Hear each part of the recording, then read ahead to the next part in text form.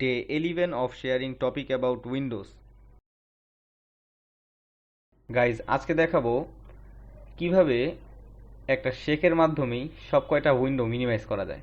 ব্যাপারটা একটু অবাক লাগতেছে, তো আজকে আমরা সেটাই দেখব, বাকিটা বুঝে যাবেন। তো প্রথমেই আমাদের সেটিংটা ওপেন করতে হবে। আমি সেটিংটা ওপেন করে নিই। সো সেটিংটা আমি ওপেন করে নিলাম অ্যান্ড এখানে ফাইন্ড এ সেটিং, এখানে আপনার ক্লিক করে মাল্টিটাস্কিং লিখতে হবে। এই যে আমি মাল্টিটাস্কিং এসে পড়েছে, মাল্টিটাস্কিং সেটিংস ক্লিক করব। এখানে একটা সেটিং এনাবেল করতে হবে শেকটা করার জন্য। এটা টিল্ড বার উইন্ডো শেক অফ আছে, এটা অন করে নিতে হবে। আপনার যদি অন থাকে তাহলে তো ভালোই।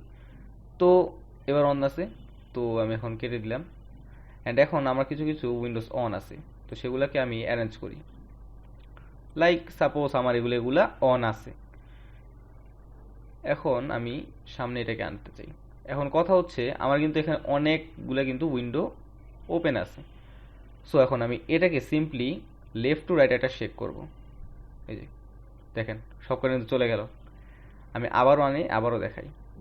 সবকটা আমি আবার আনলাম। এখন আমি সেটিং ট্যাবটাকে এটা করব। তো সেটিংটা ধরে শেক করলাম, এটা সব চলে গেল। সো এটাই হচ্ছে গিয়ে সেই শেকিংটা যেটার মাধ্যমে আপনি মিনিমাইজ করতে পারবেন। আবার যদি আপনার এই জিনিসটা ভালো না লাগে, আপনি সেটিংয়ে সেমভাবে যে মাল্টিটাস্কিংয়ে যে আপনি এটা যদি অফ করে দেন, তাহলে কিন্তু আবার এই অপশনটা চলে যাবে। আমি দেখিয়ে দিই।